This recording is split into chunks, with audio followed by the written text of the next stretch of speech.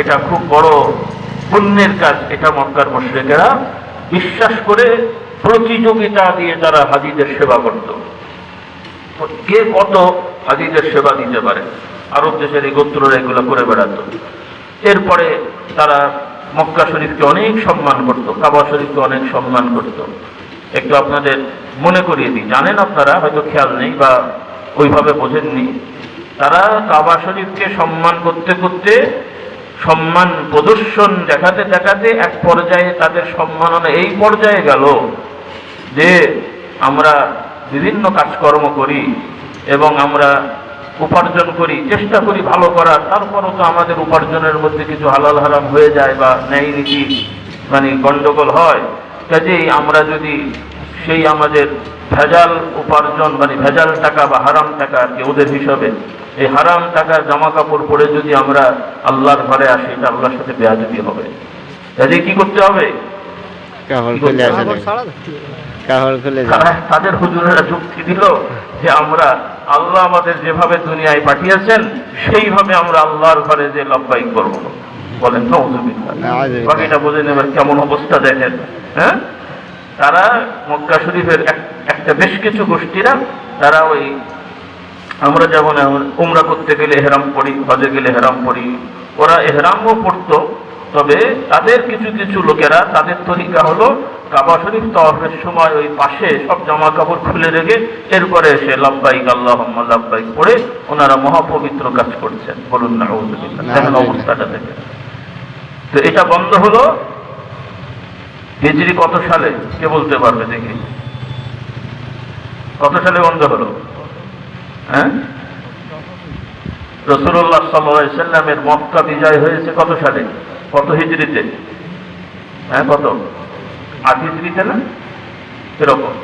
তার মানে রাসূলুল্লাহ সাল্লাল্লাহু আলাইহি সাল্লাম 13 বছর মক্কা শরীফে ছিলেন, মদিনা শরীফে 10 বছর, পরে ইন্তেকাল করলেন। আর 8 বছরের সময় 8ম হিজরির দিকে যতটুকু আমার মনে পড়ছে, কাবা শরীফ রাসূলুল্লাহ সাল্লাল্লাহু আলাইহি সাল্লাম মক্কা শরীফ বিজয় করলেন। মক্কা শরীফ তার অধীনে গেল, তার আগ পর্যন্ত মুশরিকদের অধীনে ছিল। তাহলে 13 আর 8 কত? কত হলো? 20-21 বছর ধরে মুসলমানরা হজ করেছেন, তাওয়াফ করেছেন, কিবলা তো আছে আগে থেকেই। তারপরে এই অবস্থা ছিল কাবা শরীফে, যেহেতু এই পরিবর্তন করার সামাজিক ক্ষমতাও রাসূলুল্লাহ সাল্লাল্লাহু আলাইহি ওয়াসাল্লামের তখন আসেনি। মক্কা বিজয়ের সময় রাসূলুল্লাহ সাল্লাল্লাহু আলাইহি ওয়াসাল্লাম মক্কা বিজয় হলো, কাফের মুশরিকরা অনুগত হয়ে গেল এবং যারা অপরাধী তাদেরকে শাস্তি দেওয়া হলো, অনেকে তওবা করে মুসলমান হলো।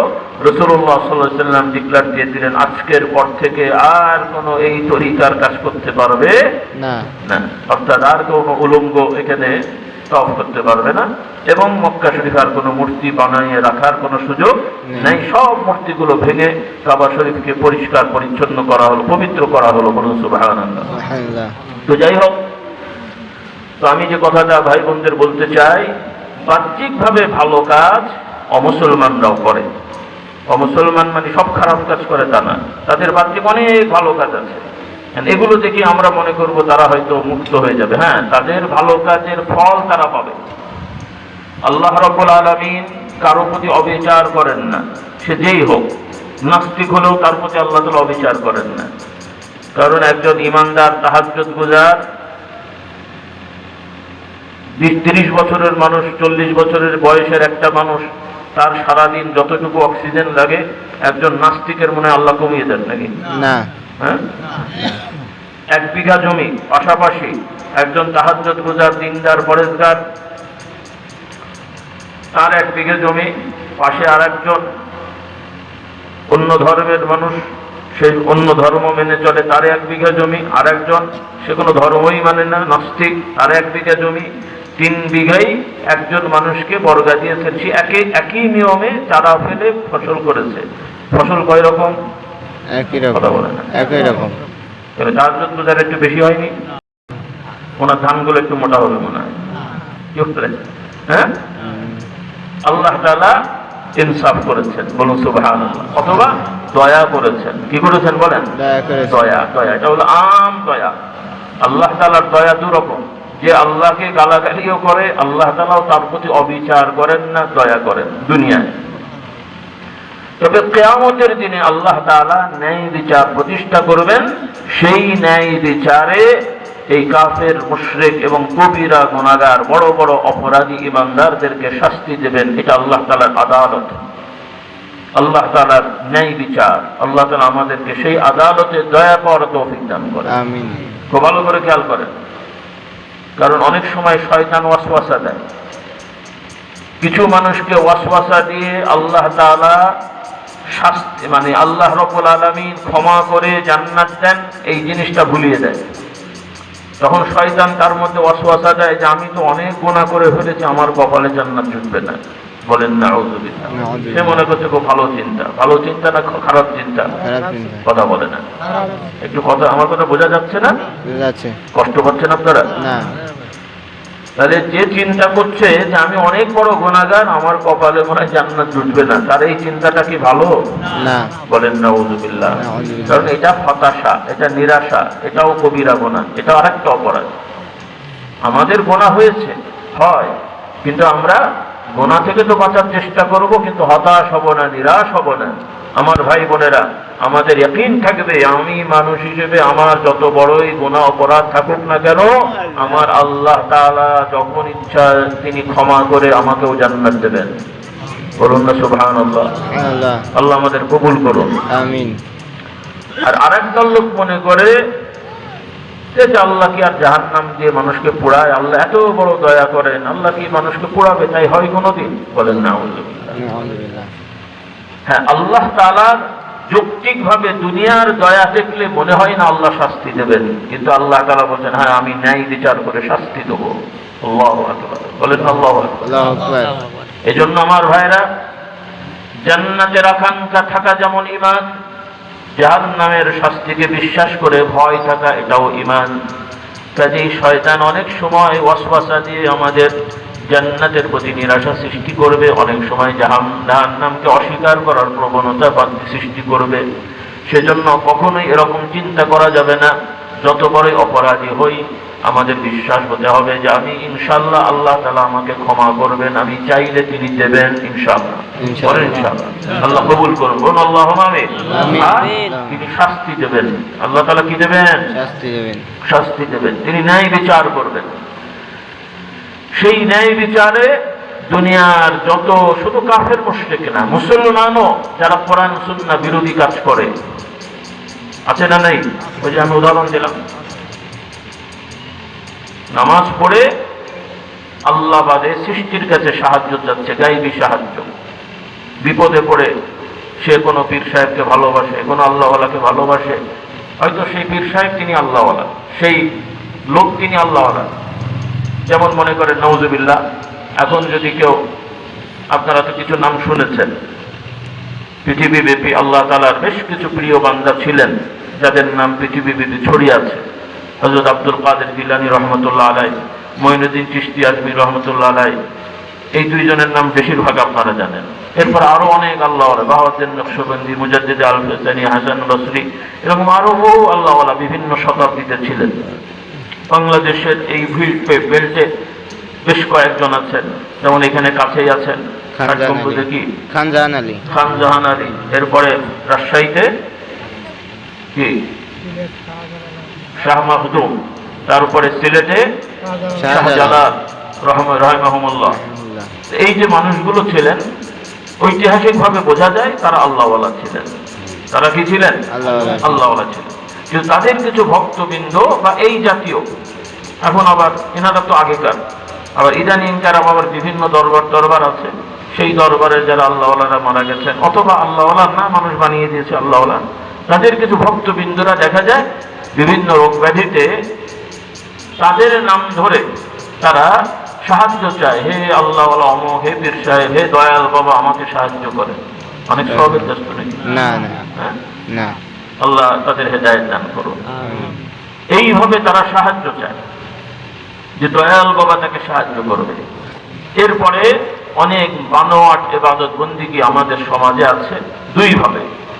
কিছু আছে যেগুলো ইবাদতের উপকরণ হিসেবে সমাজে আল্লাহওয়ালারা করেছেন, তাদের আকীদা তাদের পদ্ধতি অনুযায়ী বৈধ, কিন্তু আমরা আবার সেগুলোকে একই জিনিসকে এমনভাবে বানালাম যে এটাই এখন ইসলামের মানদণ্ড হয়ে গেল, যে এই আমল করলে সে ভালো মুসলমান, সুন্নি মুসলমান, এই আমল না করলে সে ভালো মুসলমান না, এমনকি মুসলমানই না, এরকম একটা আকীদা আমাদের হয়ে গেল।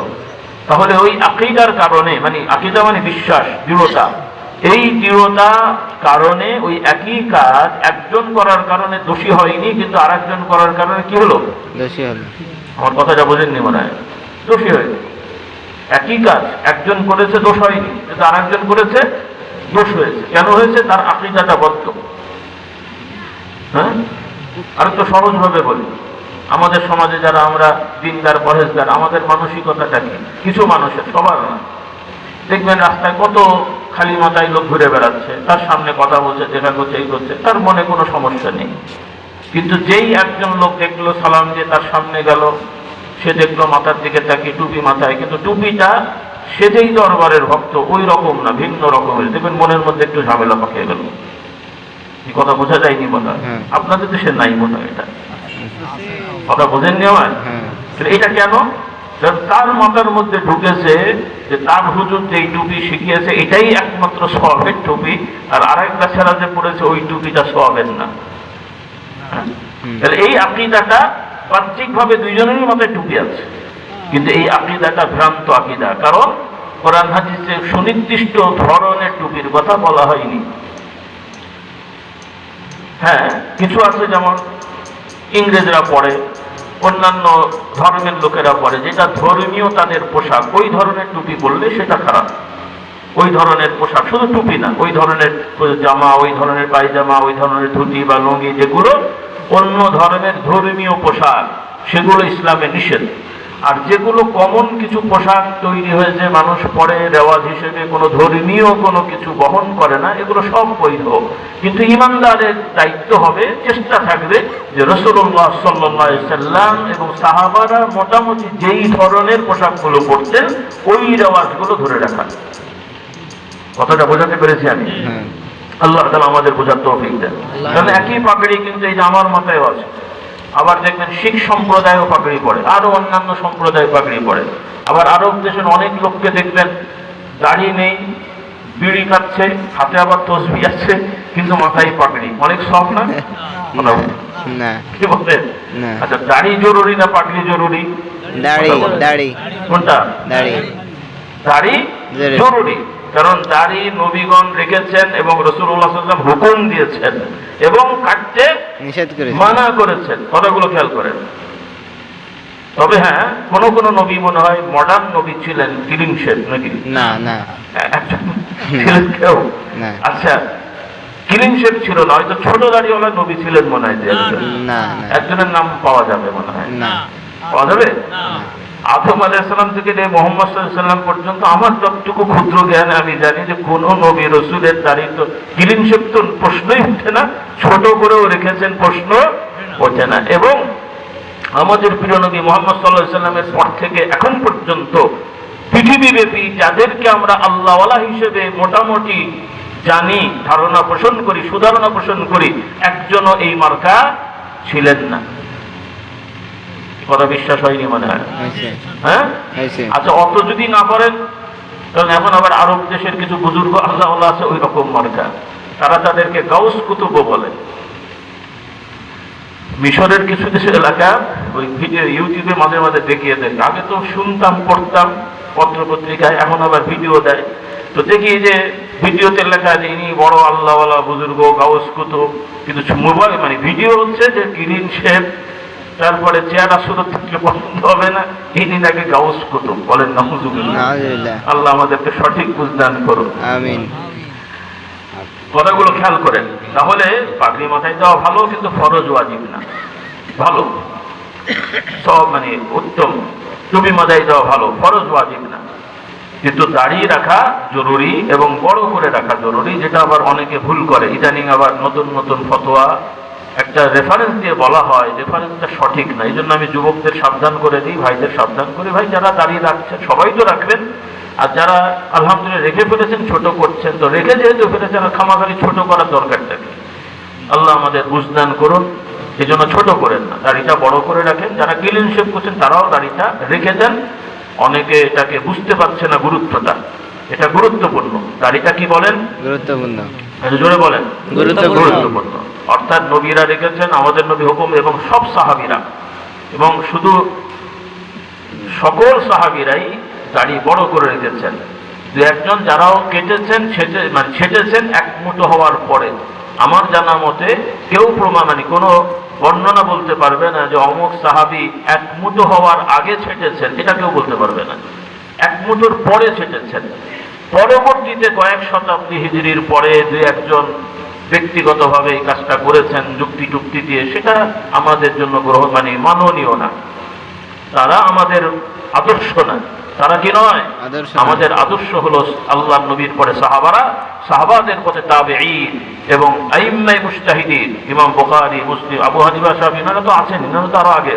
এরপরের যারা মুহাদ্দিসিন ইকরাম, এই হাদিসের ইমামগণ, এবং পৃথিবীর বিভিন্ন এলাকার আজকে থেকে 200-300 বছর আগে, আমার যতটুকু ধারণা 150 বছর আগে, 150-200 বছর আগে এই দাড়ি ছাটা কোনো হুজুর পৃথিবীতে ছিল বলে আমার ধারণা হয়। এগুলো সব নতুন হুজুর বেরোয়েছে। আল্লাহ এদেরকে হেদায়েত দান করুন। অনেকে হয়তো একটু মন খারাপ করবে যে হুজুর একটু বাড়াবাড়ি করছে। আমি বাড়াবাড়ি করছি না ভাই, কারণ এই বাংলা একটা কথা আছে, প্রবাদ আছে, লতা চুরি পাতা চুরি তার উপরে রাজার হাতি চুরি। শুনেছেন? শোনেননি মনে হয়? এই কে কে শুনেছেন আগে হাত তোলেন তো। আমার কথা কি বোঝা যায়নি নাকি? আপনারা এই লতা শোনেননি? হ্যাঁ, কে কে কে কে আগে শুনেছেন একটু হাত তোলেন না। আমার তো একটু ধারণা থাকতে হবে যে আপনারা কি বোঝেন না বোঝেন। ও বুঝেছেন, আচ্ছা ঠিক আছে, বুঝে গেলে হয়ে গেছে। তার মানে এই ছোট ছোট অপরাধ থেকে কি হয়? বড় অপরাধ। ছোট ছোট অপরাধ থেকে আজকে একটা হলো, কালকে একটা, কালকে একটা, ওই করতে করতে করতে পরে দেখবেন যে পুরোটাই শেষ হয়ে গেছে, শুধু নাম কস্তে। এখন যেটা হয়েছে আমাদের আর কি, এই যে এখন আপনারা রাশিয়ার বিভিন্ন এলাকা, যে সমস্ত এলাকায় একসময় মুসলিম বড় বড় উলামা ইকরাম ছিলেন, সামাজিকভাবে বড় বড় আল্লাহওয়ালা বুজুর্গরা ছিলেন, সামাজিক মানুষেরা ইসলাম ধর্মকে ভালোবাসতো, এখন সে সকল সমাজে শুধু নামে মুসলমান, অতি উল্লেখযোগ্য নামাজই পড়ে না। যারাও নামাজ টামাজ পড়ে চরিত্রের দিকে খুব একটা মনোযোগ নেই, জেনা ব্যভিচার করছে, মদ খাচ্ছে, পর্দাবশীদার বালাই নেই, সব মুসলমান। কিভাবে হলো? ওই যে একটু একটু একটু একটু পাল্টাতে পাল্টাতে সব গুলিয়ে গেছে। আপনাদের দেশে খুব নিরাপদ না রে ভাই? আপনারা মোটামুটি এখনো এক পর্যায়ে আছেন। একটু শহর এলাকায় যান, জেলা শহরগুলোতে, বিভাগ শহরে, একটু ওখানের আবার বেশ কিছু এলাকা আছে যে দেখবেন যে আপনি অবাক হয়ে যাবেন, এই কোন দেশে এলাম রে বাবা। আপনাদের চোখ বন্ধ করে যদি ঢাকা শহরের গুলশানে ছেড়ে দেওয়া হয়, এরপরে খুলনা তো কাছে, খুলনারও বেশ কিছু জায়গা আছে নতুন নতুন, চোখ বন্ধ করে এখান থেকে ধরে নিয়ে যদি ছেড়ে দেওয়া হয়, আপনি নিজেই বুঝতে পারবেন না কোন দেশে আছেন, যদি ওই লোকগুলো যদি কথা না শোনেন। কথা বুঝলেন না? হ্যাঁ, কারণ এই সমস্ত এলাকায়, ঢাকা শহরে বিভিন্ন এলাকায়, জেলা শহরের বিভিন্ন এলাকায়, বিভাগীয় শহরে, ওখানে মদের দোকান, সাইনবোর্ড দেওয়া আছে। আপনাদেরই সব মুসলমান ভাইরা নাউজুবিল্লাহ, তাদের নাতি পোতারা লাইসেন্স নিয়ে মদ খায়, পুলিশেরও কিছু করার নাই, এরা লাইসেন্স ওলা মদ খোর। খুশি তো নাকি? কথা বল। হ্যাঁ, লাইসেন্স ওলা মদ খোর। আর লাইসেন্স দিচ্ছে কারা? আপনাদের কোনো দোষ নেই। কথা বলে না সরকার। কারা কারা? আপনারাও কিন্তু ওদের পেছনে আছেন, বড় বড় গাড়ি নিয়ে জিন্দাবাদ করছেন, আর সেই লোকগুলো আবার লাইসেন্স দিচ্ছে মদের। আপনাদের প্রতি আসেনি ফতোয়া নাকি? কথা বলেনি। আপনাদের দায়িত্ব আছে না নাই? শুধু আমি চিন্তা করছি হুজুর আমাকে তো 10,000 টাকা দিয়েছিল, ঠিক আছে দোয়া করে দিচ্ছি, কিন্তু আপনার দোয়া যেহেতু অন্যায় করে, সেই অন্যায়ের ধারা আপনার আছে না নাই? বুঝলাম পাল্টাতে পারেননি, কিন্তু সহযোগিতা করবো না। কি রাজি আছে ইনশাআল্লাহ? একটু ইমানটা বোঝেন যে বাবা, আপনি যদি একটা ভালো কাজ করতে না পারেন, আচ্ছা পারেননি করেন না, কিন্তু অন্তত খারাপ কাজে সহযোগিতা করবো না। মনে থাকবে? রাগ করলেন মনে হয় না? কারণ আপনাদের দেশে ওই অন্ধ দল ভক্ত, আমার বাপ দাদা ওই দল করেছে, আমিও সেই দল করছি। আরে ঠিক আছে বাবা, তোমার বাপ যেই নেতাকে দেখে করেছিল, ওই নেতাকে এখন বেঁচে না কবরে? তো সেই নেতাকে আর এখন দেশ চালাচ্ছে না, দল চালাচ্ছে। তো তোমার নেতা যদি বেঁচে থাকতো, তুমি করতে তোমার বাপের নেতা, তোমার বাপও মারা গেছে, নেতাও মারা গেছে, ওই আন্দাবাদ চালিয়ে গেছে, ওগুলো সব শয়তান। তো তুমি ওই নেতার জন্য শয়তানের পেছনে দৌড়াচ্ছ। ঠিক কি রাগ করলেন মনে হয় আমাদের? না। এজন্য কবরবাসী তো কবরে চলে গেছে, কবরের লোক তো আর বাবা দুনিয়া চালাচ্ছে না, দল চালাচ্ছে না। আপনাকে দেখতে হবে বর্তমান আপনার এলাকা, যে এলাকায় যে নেতা আছে, ভালো হলে আলহামদুলিল্লাহ, ভালো লোকের পেছনে থাকে, যে দলই হোক, আমরা দল করি না। কিন্তু এমনকি ইসলামের নাম নিয়েও যদি কেউ উল্টো পাল্টা বলে, তাকেও কি মানা যাবে নাকি? না, না। নাম ইসলাম, কিন্তু ওনার কাজ উল্টো পাল্টা, তাকেও কি আমরা মানবো নাকি? না।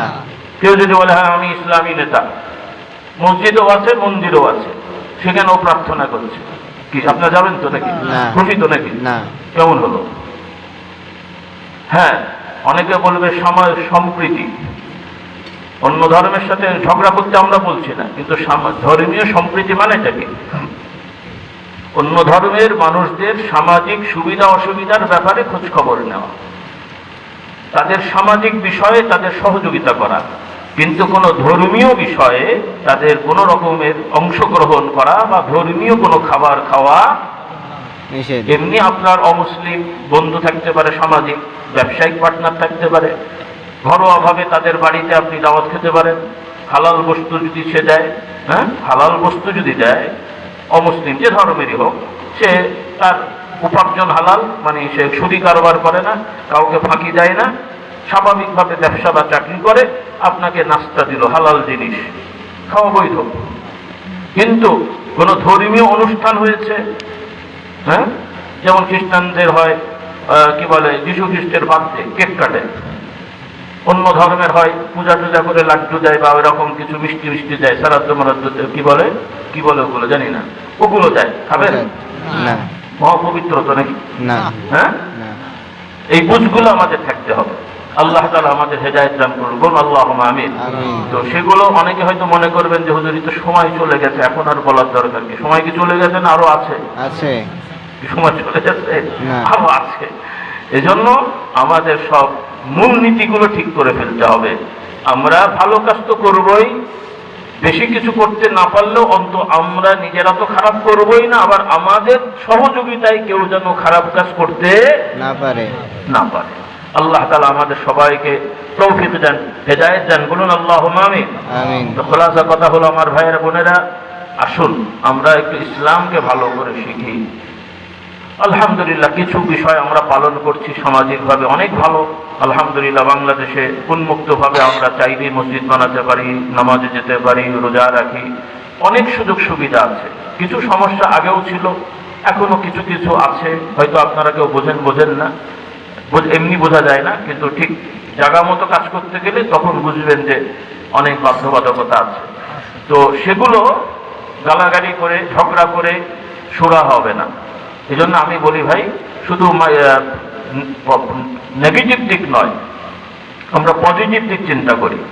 অনেক সমস্যা ছিল বা আছে, কিন্তু যে সুবিধাগুলো আছে, সম্ভাবনাগুলো আছে, আমরা যদি এগুলোকে কাজে লাগানোর চেষ্টা করি, বাকি সমস্যার একটা বড় অংশ কোনো রকমের চিল্লা পাল্লা ছাড়াই এমনি চলে যাবে। বলুন সুবহানাল্লাহ। এমনি চলে যাবে। কিন্তু আমাদের সেই পথে যেতে হবে, সেজন্য আসুন আমরা ইসলামকে ভালো করে শেখার চেষ্টা করি। বাস্তবতা হলো অনেক মাদ্রাসা হয়েছে, অনেক প্রতিষ্ঠান, কিন্তু যথেষ্ট না। ওয়াজ মাহফিল হচ্ছে, জুমার খুতবা হচ্ছে, যথেষ্ট না। কারণ আমরা একটা বড় অংশ এই শিক্ষা থেকে আমরা বঞ্চিত। পুরুষদের একটা বড় অংশ বঞ্চিত, নারীদের তো প্রায় সবাই বঞ্চিত। কারণ জুমার খুতবার আলোচনা কোন মহিলা শোনে? পুরুষ শুনলেও কত পার্সেন্ট? 10%। মানে একটা মসজিদের 100 জন মুসল্লির 10-12 জন পুরো জুমার আলোচনাটা শোনে, বাকি 10-15 জন শোনে না। তাহলে সেখান থেকেও তারা দিন শেখে না।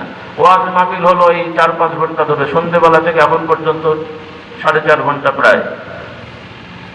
এখন আপনারা এত লোক শুনছেন এই আধা ঘন্টা 1 ঘন্টা ধরে, তাহলে বাকি 3 ঘন্টা 4 ঘন্টা আশপাশে ঘোরাফেরা করেছেন, ভালো হোক আর যাই হোক, হুজুররা যে বলেছেন কানে গেছে না, কিছু শিখলেন। তার মানে এখান থেকেও শেখা হচ্ছে না। এরপরে যারা আমরা ছোটবেলায় পড়েছি, স্কুল ফাঁকি দিয়েছি, ক্লাস ঠিক মতো করিনি, আমাদের ছেলেরা ওই একই কাজ করছে, তাহলে শিখলো আর কোথায় বলেন? সবই দেখতে সুন্দর, মাদ্রাসা মসজিদ হ্যান ত্যান, কিন্তু এবার হিসাব করলে দেখবেন রেজাল্ট খুব খারাপ। এভাবে চলতে দেওয়া যায় না। এজন্য আমাদেরকে কোরআনের সাথে হাদিসের সাথে লেগে থাকতে হবে। রাজি আছি? আচ্ছা ইনশাআল্লাহ। অন্যান্য কিছু শিখি আর না শিখি অন্তত ইসলাম শেখার মধ্যে থাকতে হবে। না শিখলে তো জানতে পারবেন না, না জানলে মানতে পারবেন না। তো আমরা দুটো সমস্যা, একটা হলো অনেকেই শিখি না, আবার অনেকে ভুল শিখি, উল্টো শিখি। যেটা শেখা দরকার ওইটা শিখি নাই, যেটা ইসলামের সাথে সম্পর্ক নেই ওগুলোকে ইসলাম বানিয়ে বসে আছে। এটা একটা আমাদের সমাজে আর একটা সমস্যা। তো এখন সমাধানটা কি আমি একটু সংক্ষেপে বলে যাই। আল্লাহ তাআলা আমাদেরকে মেনে চলার তৌফিক দেন। সেটা হলো আমার ভাই বোন যারা শুনছেন সবার প্রতি আমার উদাত্ত আহ্বান, কারণ বেশ অনেক বছর পরে আমি এসেছি, আবার কবে আসা হবে জানি না, অন্তত কথাগুলো বলে যাই, আপনারা একটু চেষ্টা করেন মানার জন্য। সেটা হলো আমরা পেছনে যা হওয়ার হয়ে গেছে, সামনে পুরুষ নারী সবাইকে আমি বলছি, আমাদের যতদিন আল্লাহ হায়াতে রেখেছেন আমরা আমাদের সময়গুলো কাজে লাগাবো এবং কিভাবে আমাদের সময়গুলো নিয়ে আমরা কোরআন এবং হাদিসের সাথে আমরা একটু লেগে যাব। বলি ইনশাআল্লাহ? ইনশাআল্লাহ। হ্যাঁ ইনশাআল্লাহ। কোরআন হাদিসের সাথে লেগে যাব। কিভাবে লাগবেন? কোরআন পড়া, বোঝার চেষ্টা করা এবং শুনে বোঝার চেষ্টা করা। পড়ে বোঝা এবং শুনে বোঝা। সবাই কেউ কেউ সবটা পারবেন, কেউ কিছু পারবেন, কিছু পারবেন না, সব রকমই আমরা আছি। কারণ অনেকে ঠিক মতো পড়তে পারেন না, পড়তে জানেন না, তো তারা তো মাহরুম হবেন কেন? তারা শুনে শুনে শিখবেন। কিভাবে শিখবেন? শুনে শুনে। আবার শুধু পড়তে জানলেই যে নিজে শিখবেন তা না, পড়তে জানলেও পড়েও শিখবেন, শুনেও শিখবেন। বলুন ইনশাআল্লাহ? ইনশাআল্লাহ। সবভাবেই আমরা শিখব এবং এটাকে উন্মুক্ত করে দেন। এবং আমি পরামর্শ দিয়ে থাকি আমাদের বর্তমান প্রেক্ষাপট অনুযায়ী যে আলহামদুলিল্লাহ বর্তমান বাংলাদেশে বেশ কিছু সুযোগ আছে আমাদের। সেটা হলো আমরা যে যত ব্যস্ততাই থাকুক আমরা শুক্রবারে ছুটি পাই না? আর সারাদিন না পেলেও অন্তত জুমার আগে 1-2 ঘন্টা আমাদের তেমন কোনো কাজও থাকে না। এই সময়গুলো আমরা কাজে লাগাই। জুমার দিন আমরা একটু পুরুষেরা আগে আগে মসজিদে যাওয়ার অভ্যাস করি। আল্লাহ তাআলা আমাদের তৌফিক দেন। তাতে করে কি হবে? নামাজ তো হবেই, পাশাপাশি রাসূলুল্লাহ সাল্লাল্লাহু আলাইহি ওয়াসাল্লামের সুসংবাদ, যে ব্যক্তি জুমার দিনে আগে আগে মসজিদে যাবে আল্লাহ তাআলা তার আমলনামায় একটা উট দান করার সওয়াব দেবেন। সওয়াবটা কম মনে হলো? অনেকেই জানেন কিন্তু আগ্রহ পান না। একটু চেষ্টা করেন। আমার যুবকরা চিন্তা করছে শিখে ফেললাম, তবে এখন তো আমাদের বয়স হয়নি। এটা বুড়োদের কাজ, তাই তো? মসজিদে আগে যাওয়া তো বুড়োদের কাজ। হ্যাঁ, আমার যুবকেরা, ছাত্ররা, তোমরা মসজিদ দখল করে ফেলো। বরং বুড়োদের জন্য এটা কষ্টকর, বিভিন্ন রোগ ব্যাধি সমস্যা থাকে, 1-2 ঘন্টা একভাবে বসে থাকা কঠিন হয়ে যায়। বরং যুবকদের জন্য সহজ। তোমার স্কুলে ক্লাস করার অভ্যাস, তারপরে বিভিন্ন কাজ করার অভ্যাস, তোমাদের এটার জন্য সহজ হবে। সেজন্য তুমি হয়তো কর্মজীবনে টাকা পয়সা ইনকাম করতে অত পারছো না, কিন্তু জুমার দিনে 1-1.5 ঘন্টা জুমার আগে মসজিদে অবস্থান করলে তুমি একটা উট দান করার মতন, তথা টাকার হিসেবে 2.5-3 লক্ষ টাকা দিয়ে উট কিনে দান করলে যে সব, সে সব তুমি পেয়ে যাচ্ছ। আল্লাহ তাআলা আমাদের এই আমলগুলো করার তৌফিক দেন। আমলটা ছোট মনে হলো নাকি? আচ্ছা, এটা গেল একদিকে আমল। এর সাথে আরো একটু কাজে লাগানো, সেটা হলো সবাই চেষ্টা করবেন জুমায় আলোচনা তো হয়, খতিব ইমাম সাহেবের প্রতি আমার আহ্বান থাকবে আপনারা জুমার এই সময়ে কোরআন থেকে সরাসরি আলোচনা করবেন। কোরআন থেকে ওয়াজ মাহফিলে আলোচনা হয়, এটাও ভালো। অন্য আলোচনা হয় বিষয়ভিত্তিক, সেটাও ভালো। তবে এক একটা আলোচনার বিষয়ের এক একটা ফায়দা। আমরা খাবার দাবার খাই, বিভিন্ন ফল ফলাদি খাই, সব ফল কি একরকম টেস্ট? না। সব ফলের উপকার কি একরকম? না। তাহলে এক এক ফলের টেস্টও আলাদা, উপকারিতাও আলাদা। তো আম ওয়াজ নসিহত এটাও ভালো, কিন্তু কোরআন থেকে সরাসরি ধারাবাহিক কথা বলা, এটার একটা আলাদা প্রভাব আছে, আলাদা বৈশিষ্ট্য আছে, যেটা আমরা হারিয়ে ফেলেছি। নাই বললেই চলে। অনেকে বলে হ্যাঁ আমরা করি, তাফসীরুল কোরআন করি। ওটা উল্টো হয়, নামে হয় তাফসীর, হয় সব উল্টোটা। অধিকাংশ ক্ষেত্রে আপনারা রাগ করেন না, কারণ আমি নিজে শুনেছি তো। হ্যাঁ মাশাআল্লাহ ভালো মানুষ আছে, আমি একাই ফেরেশতা আমি দাবি করছি না, অনেক ভালো মানুষ আছেন। তবে বেশিরভাগ যেগুলো মুখরোচক বক্তা সাহেবেরা, আপনারা যাদেরকে পছন্দ করেন, তারা আপনাদেরকে বিষাক্ত মধু খাওয়ায়। কি খাওয়ায়? হয় বিষাক্ত মধু অথবা জেট ফেল ভিটামিন। কোনটা ভালো? হ্যাঁ এটাই বিষাক্ত খারাপ। মধু অথবা ডেড ফেল ভিটামিন ভিটামিন অনেক উপকারী না না হয়। বিষাক্ত মধু, মধু তো ভালো জিনিস, কিন্তু বিষ হয়ে গেছে, শক্তি হবে না নাকি জান যাবে?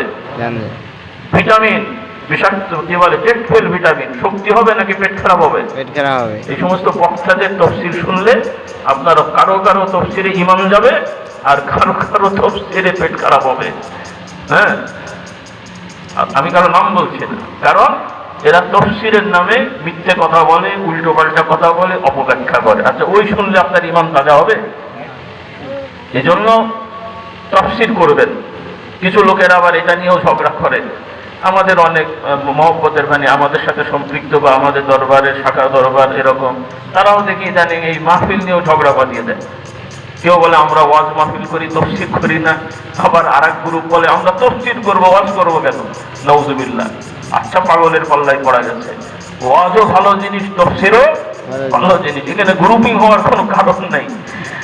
আল্লাহ আমাদের বুঝদান করুন, বলুন আল্লাহুম্মা আমিন। তো আমি যেটা বলতে চাই, আপনারা কোরআন থেকে তাফসীর করবেন, অর্থাৎ আয়াত পড়বেন। আলহামদুলিল্লাহ রাব্বিল আলামিন অনুবাদ করলেন। এই সূরা আলহামদু সূরার বৈশিষ্ট্য কি, নাম কি, মর্যাদা কি, আল্লাহ তাআলা এই সূরার দ্বারা আমাদের কি কি নিয়ামত দিয়েছেন, বিশ্বস্ত যে বর্ণনা, এগুলো মানুষকে জানিয়ে দেবেন। তাহলে বেশিরভাগ মানুষ, এই যে মানুষ হতাশ হয়, কিন্তু যে বেচারা সূরাতুল ফাতিহা ভালো করে শিখে রাখবে, শুধু পড়া না, এর বৈশিষ্ট্য, এর উপকারিতা ইত্যাদি ইত্যাদি, ওই লোক কি আর হতাশ হয় ভাই? না প্রশ্নই ওঠে না। তার কাছে সব ধরনের অস্ত্র আছে। মানে যেই দেশের কাছে সব বিভাগ আছে, নৌবাহিনী, বিমান বাহিনী, এই বাহিনী, সেই বাহিনী, পারমাণবিক বোমা টুমা সব আছে, ও বেচারা কি ভয় পায় নাকি? ওরা সবাইকে চোখ লাগায়। হ্যাঁ, তো আপনার কাছে আলহামদু সূরা আছে মানে জেন ভূত ভয় পাবেন কেন? ওরা আপনাকে ভয় পাবে। ঠিক বলুন না সুবহানাল্লাহ। কথা বোঝেনি? তোমাদের আমাদের ছোট বাচ্চা নিয়েছে, মাদ্রাসায় পড়ে, বাপ নিয়েছে, হুজুরে ভয় পায়। আমি বলে, তুই ভয় পাবি কেন? তুই আমার ভয় দেখাবি? বলেন না সুবহানাল্লাহ। তুই ভয় পাবি কেন রে বাবা? তুই কোরআন পড়িস, তোকে তোকে তো ওরা ভয় পাবে। আসার জন্য বলছি না কি, আপনারা ভুল বুঝেননি? কারণ যার কাছে কোরআনের নিয়ামত আছে, তার কাছে সকল ধরনের অস্ত্র আছে। কোন শত্রু তার কাছে পেরে ওঠার কথা না, যদি তার ইয়াকিন হয়। হ্যাঁ, শত্রুতা করতে পারে, শত্রুতা করবে না তা না। জিন শয়তান আছে, দুষ্টু আছে, ওরা বদমাইশি করবে। মানুষ শয়তান আছে, বদমাইশি করবে। আচ্ছা, ওরা যত পারে করুক, ওদের শক্তি বড় না আমার আল্লাহ শক্তি বড়? তো আপনি আল্লাহর সাথে লেগে লিপ্ত হয়ে গেল। বলুন না সুবহানাল্লাহ। হ্যাঁ, আল্লাহ আমাদের কবুল করে নেন।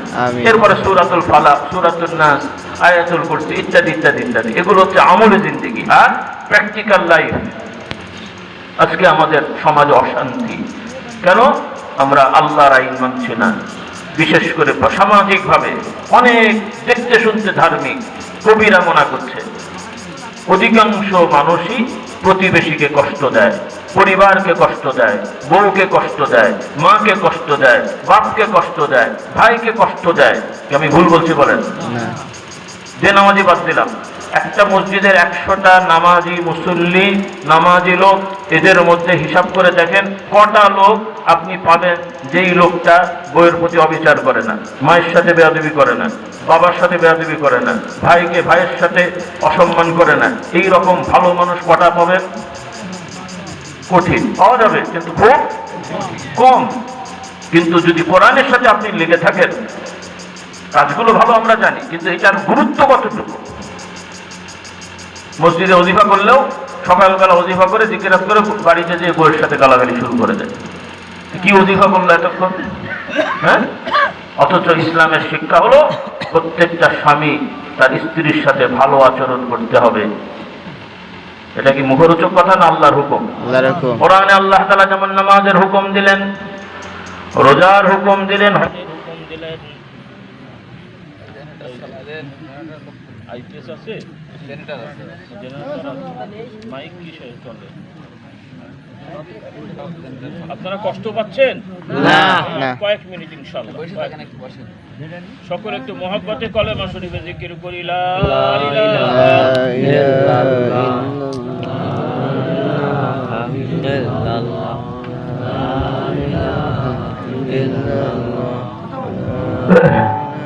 আলহামদুলিল্লাহ। তো আমার ভাইরা, যে কথা বলছিলাম, আল্লাহ রাব্বুল আলামিন কোরআনে হুকুম দিচ্ছেন, যারা স্বামী পুরুষ তাদেরকে বলছেন ওয়াশিরুহুন্না বিল মা'রুফ, তথা প্রত্যেক স্বামীর দায়িত্ব হলো তার স্ত্রীর সাথে ভালো আচরণ করা, গালাগালি মারধর ইত্যাদি করা কঠিন গুনাহ অপরাধ, কিন্তু অনেক লোকেরা এগুলো করে থাকেন। আল্লাহ তাদেরকে হেদায়েত দান করেন। এরপরে যারা এই শিক্ষাগুলো নিয়মিত পেতেন, আশা করি কিছুটা হলেও তাদের মধ্যে এই অন্যায়গুলো চলে যেত। এরপরে অনেক মহিলারা আছেন যারা স্ত্রী স্বামীদের সাথে বেয়াদবি করেন, আছে না নাই? অনেক মহিলারা আছেন। এবারে ইদানিং উল্লেখযোগ্য মহিলারাই স্বামীদের সাথে বেয়াদবিমূলক আচরণ করে। স্বামী পুজো করতে হবে তা বলা হয়নি, কিন্তু আচরণের দিক থেকে স্বামী স্ত্রী উভয়ের মর্যাদা সম্মান বজায় রাখতে হবে। কেউ কাউকে খাটো বা তুচ্ছাই করা যাবে না, এটা ইসলামের মৌলিক শিক্ষা। কিন্তু এই শিক্ষা অধিকাংশ মানুষের মধ্যেই নাই, খুব কম মানুষের মধ্যে আছে। ভালো মানুষ নাই বলবো না, আছে কম। এরপরে বাবা মার সাথে বেয়াদবি করার মানুষ তো অনেক। আল্লাহ এদেরকে হেদায়েত দান করুন, আমিন। এরপরে পাড়া প্রতিবেশীদেরকে কষ্ট দেয়া, রাস্তাঘাটের ব্যাপারে কষ্ট দেওয়া, পরিবেশের ব্যাপারে কষ্ট দেয়া। অনেক লোক এখন বসতি বাড়ছে, অনেকের হয়তো কৃষি জমি ছিল, এখন ঘর বানাচ্ছে, হয়তো একটা রাস্তা কমন ভাবে আছে, সে ব্যবহার করবে, সমঝোতায় যাবে না। সে আরো চাইতে আসলে দেখা গেল সকালবেলা এসে বলছে ভাই আমি ঘরটা করবো, তো রাস্তা ছিল একটু সুন্দর ভাবে করবো, পরের দিন দেখা গেছে আরো বাঁধে সাইজ করে দেয়। আপনার দেশে নেই মনে হয়। আর যদি চিন্তা করে যে ওর রাস্তা হয়ে গেলে একটু দাম বেড়ে যাবে, ওটা তো আরো মুশকিল। তো এই যে মানসিকতা, আল্লাহ আমাদের হেদায়েত দান করুক। ইসলামের শিক্ষা হলো একজন ইমানদার আর একজন ইমানদারের সহযোগিতা করবে। হ্যাঁ, আপনার অধিকার ক্ষুণ্ণ করবেন না, আপনার ক্ষতি করে আর একজনের উপকার করতে হবে তা ইসলাম বলে নাই। কিন্তু যে কাজ করলে আপনারও ক্ষতি হবে না আর একজনের উপকার হবে, এটা করতে কার কার অসুবিধা? কথা বলে না, অসুবিধা আছে? যে কাজ করলে আমার ক্ষতি নেই কিন্তু অন্য লোকের একটু সুবিধা হবে, কিন্তু আমি চিন্তা করি যে ওই লোকের সুবিধা হবে কেন, ওকে হতে দেবো না, শয়তান ওয়াসওয়াসা দেয়। এই জন্য আবার কিছু লোক আছে, এক হাতে তালি বাজে না, বাঙালির বেড়া থেকে আছে, তিনি সুযোগ নেবেন কিন্তু সুযোগ দেবেন না। এটা হলেও তো হয় না, কারণ আমি যদি আরেকটা সুযোগ নিতে যাই তাহলে আমাকে তো একটা সুযোগ দিতে হবে না। ওই এক হাতে তো তালি বাজে না, বাংলা আছে। কিছু লোক আছে উনি শুধু ওনার স্বার্থই দেখবেন, আর একজনের যে অসুবিধা হবে বা সেটা সে বুঝবে না, আমাকে এটা দিতেই হবে। এজন্য সামাজিক বিষয়গুলো সমঝোতা করা, মানুষের উপকার করা। রাসূলুল্লাহ সাল্লাল্লাহু আলাইহি ওয়াসাল্লাম বলেন, কেউ যদি কোনো মানুষের সমস্যা সমাধান করে দেয়, তার অসুবিধাটা দূর করে দেয়, আল্লাহ রাব্বুল আলামিন ওই ব্যক্তির অনেক সমস্যা সমাধান করে দেবেন। এজন্য আমরা কারো সমস্যা সৃষ্টি করব না, বরং কেউ সমস্যায় থাকলে তার সমস্যা সমাধানের চেষ্টা করব। এই শিক্ষাগুলো কোরআনের শিক্ষা, এগুলো ইসলামের বড় আমল। কিন্তু আজকাল এই আমলগুলো হারিয়ে যাওয়ার কারণে সমাজে দেখেন কারণে অকারণে মামলা, যে লোক জীবনে যেখানে যায়নি সেখানকার খুনের আসামি, বোমার আসামি, যে যাকে চেনেই না সে আবার সাক্ষী। কি সুন্দর নিয়ম বলেন দেখি, আল্লাহ হেদায়েত। আর এগুলো কেমন করে হয়? এগুলো তো এমনি এমনি হয় নাই। কারা দিচ্ছে মামলাগুলো? উকিল সাহেব, ব্যারিস্টার সাহেব, যারা আবার 8, 10, 20 বছর পড়ে পড়ে সব বড় ডিগ্রি নিয়েছে। তাহলে এই সমস্ত ডিগ্রিওয়ালা লোকেরা নিরপরাধ মানুষকে অপরাধী বানানো, বিভিন্ন মিথ্যা মামলা দেওয়া, এই সমস্ত কাজগুলো করলো, এগুলো তো মানুষের কাজ তো নাকি? মানুষের কাজ এগুলো? আল্লাহ হেদায়েত দান। তাহলে আপনারা টাকা পয়সা খরচ করে এই সময় অমানুষ বানিয়েছেন। হ্যাঁ, আল্লাহ আমাদের হেদায়েত দান। কারণ আপনারা মাইন্ড করেন না, সব শ্রেণীর মধ্যে ভেজাল আছে। হুজুররা সব ফেরেশতা, আমি তাও দাবি করছে না, নওজুবিল্লাহ। এই যে গত রমজানে কয়েকটা ধরা পড়েছে, ইয়াং মানুষ, আসলে যারা আলেম ওলামা না, ওই মাদ্রাসায় কিছু পড়েছে, হেফজখানায় পড়েছে, আসলে হাফেজ না, ওই গ্রামগঞ্জে যে সে হাফেজ সেজে কোরআন টোরান উল্টো পাল্টা বানিয়ে সে তারাবি পড়েছে। বলেন নওজুবিল্লাহ, কত রকম বদমাইশ দেখেন, ধরা পড়েছে। আর একজন আবার গোপনে গোপনে মোবাইল দেখে দেখে সে তারাবি পড়াচ্ছে, আবার ওর